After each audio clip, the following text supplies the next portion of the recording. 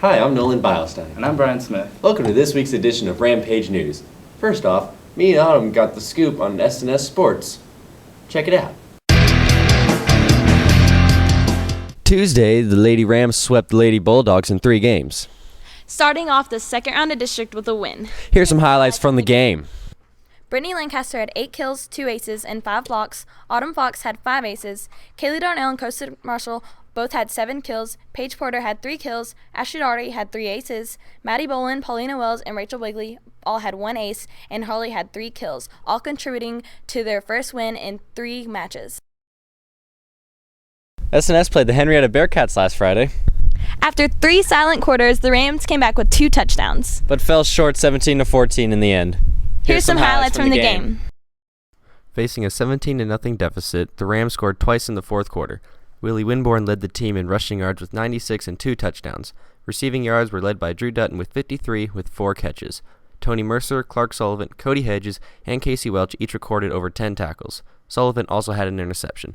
The Rams finished non-district play with a record of 1-4. I got a chance to ask some of the coaches and players what their plans are for the bye week. Here's what they had to say. All right, I'm here with a bunch of the S&S players. So, Jarrell, what is the team's plan for the bye week?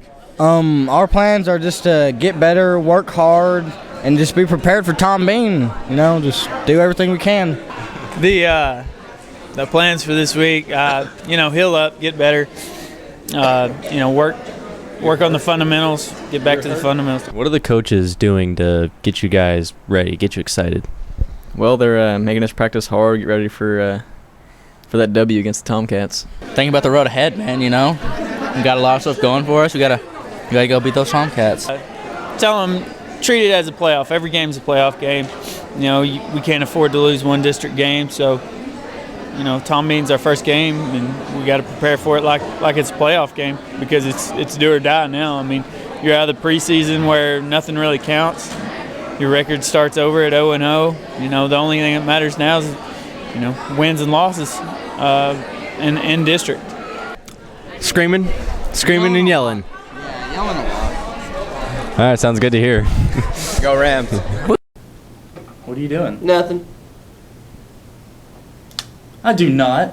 Do you feel like people should be punished for what they say on Facebook or any other social networking site? Danny researched this topic. Everyone in the world used to have, or still has, some sort of social network account. Facebook, Twitter, and Tumblr are 3 of the biggest competitors in the world today. But the biggest controversy is the drama and action we get at school. Should we get in trouble for what we put? Do we have the freedom of right to say whatever we want? I interviewed some students to see what they actually had to say. Out of Facebook, Twitter, and Tumblr, which one do you use the most? Facebook. Why is that? Because it's easier. Facebook. Why is that? Well, it's the most popular right now. I'm sure it's going to die down at some point, but live in the moment, right? Facebook, I have the app on my phone. Why is that? Because I like to use it. Tumblr, because there's not that much talking on it. It's mostly just pictures. Facebook. Why is that? That's what all my friends are on. Do you believe students should get in trouble at school for what they put on there? On some cases, yes, because some stuff is inappropriate and there's a lot of cyberbullying, so. Well, that depends, because, if you're like, gee, I had a ham sandwich this afternoon and, teacher doesn't like that, he can't get you in detention for that, but if you put, I want to put a dead rat in Miss Dobbs' desk and see her reaction, then maybe. No, when it said that you have freedom of speech. Truthfully, yes, but in my opinion, we really shouldn't. They should have the right to put what they want to, but they should suffer consequences. Think about others before you put stuff on there. Imagine the world. 3/4 of the global consumers have a social network account. People do have opinions, good or bad, about these sites. But you must be careful for what you put on there, because karma is just around the corner. So, be careful what you put online. You never know. You just might get in trouble. Back to you guys at the studio. Have you ever felt like you've had athletic ability but were too afraid to perform in front of others? I know I have. Let's check out the question of the week. It's a little early for cheer tryouts, but this week's question of the week is, what's your best cheer jump?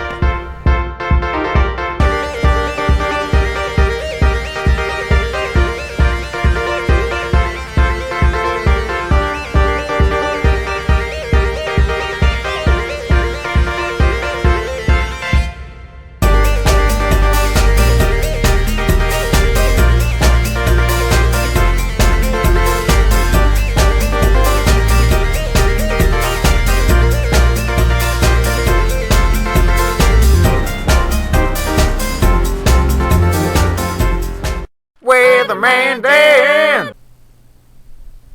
Are we on? Yeah, we're on, sir. Hey, you're back with Weatherman Dan. Looks like this weekend we're going to have a cold front hit Saturday. It's going to be 50 degrees. Wind chill out of the north, probably going to put it down into the 40s. As you can see today, it's cloudy.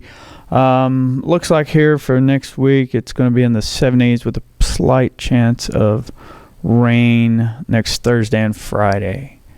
Other than that, expect a chilly weekend. This is Dan Burgundy. You stay classy, San Diego. And cut! Weatherman Dan! End of the 6 weeks is today. It is also Breast Cancer Awareness Month. And Columbus Day is on Monday, so don't bother showing up.